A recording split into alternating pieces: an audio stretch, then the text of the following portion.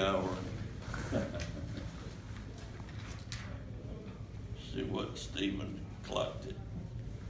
3:46.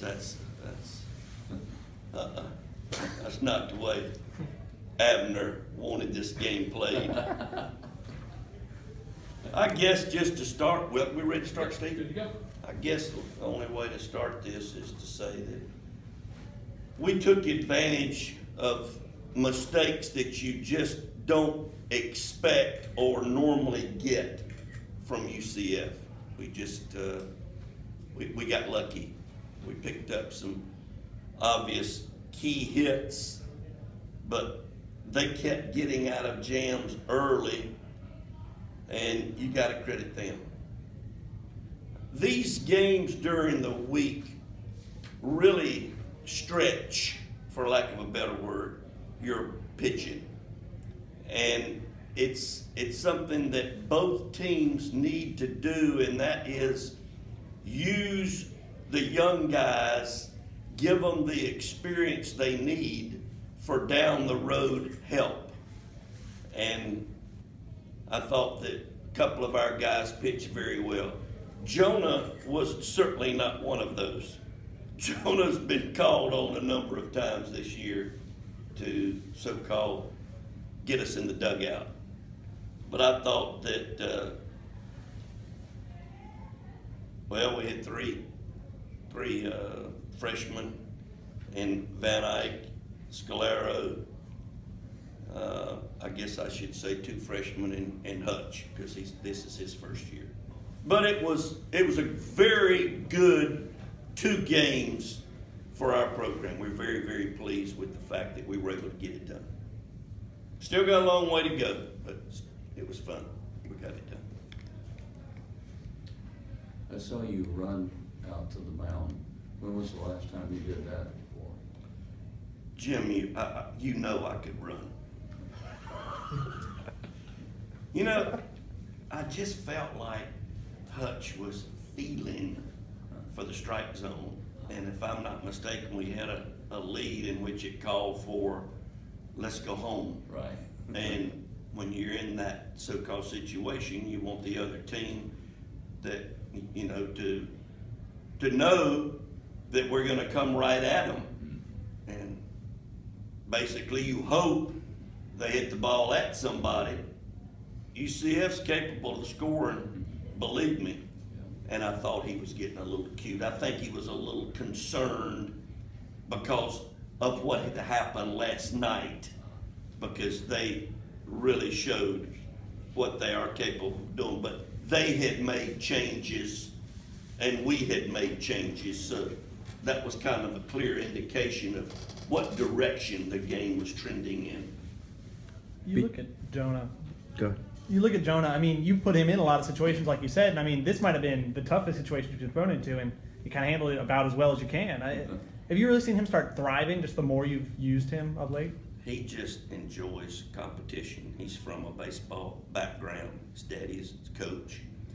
He's a guy that is not intimidated by any situation. I think the situation today was bases loaded, 1 ball, no strikes.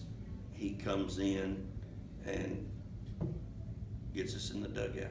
That's quite accomplished. Thought Mike Bell did a great job of calling the game, and just a situation where I'm very, very pleased with him, and certainly the way Coach Bell handled a delicate situation.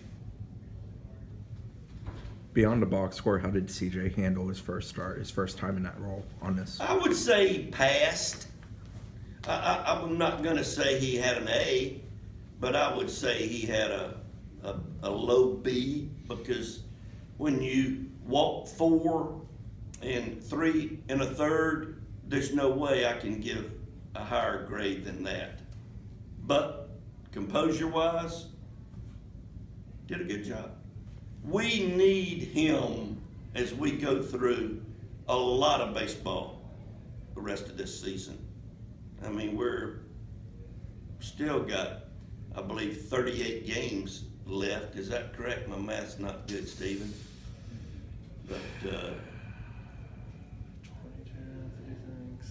38. 34. 34. 34, there we go. Close. I knew I should have called on You you. were close. So Mendoza comes up and his 13-game hitting streak's on the line there. And he put a punctuation mark on it there. Yeah, he had a base hit in the first inning. The extra base hit streak was on the line. Is Oh, that yeah. correct? No. No. No, that was his first hit. No. He It's sack fly. Sack fly in the first. It was I'll be sack fly. darned. I did not realize that. No. I thought he had already gotten a hit. Anyway, nice to see him do both. Right. Continue that streak. And that's a streak you don't hear much about on the big league level. Extra base hit. And how many straight? 9? 9 now. Mhm. That's very impressive. You look at Nick and what he's been able to do of late. I mean, I think 3 homers in 4 games for him. It's a nice problem to have kind of have somebody push from playing time that hard when you have other guys who can fill that role. Nick delivered, obviously, a big home run. And with the way the conditions were, I didn't expect anybody to hit one out today. It goes to show you the talent that the young man possesses. There's still an awful lot for him to learn, and he wants to learn. But there are things that he does that we've got to, as coaches, and I'm speaking directly to myself, we've got to do things better with him as an infielder. There's a lot of improvement there to be had. But very pleased with the way, I mean, this kid can run, he can throw, he can hit, and need I say more about hitting with power. So, glad he's on our team. Coach, just 2 big wins, midweek wins. I mean, just what does that do now that we're back on the winning streak here, but heading into a big ACC series this weekend? I mean, what does getting 2 big midweek wins do for you guys? North Carolina is one of the best teams in the country. They struggled early. If I'm not mistaken, they had some guys hurt. I haven't really had a chance to keep up with what's going on up there, but I know that East Carolina beat them a couple of times. They're talented, had a lot of guys return. We know it's gonna be tough, and we're not using this series as anything other than go up there and play well. But I must admit, personally, I remember what happened last year in our own backyard.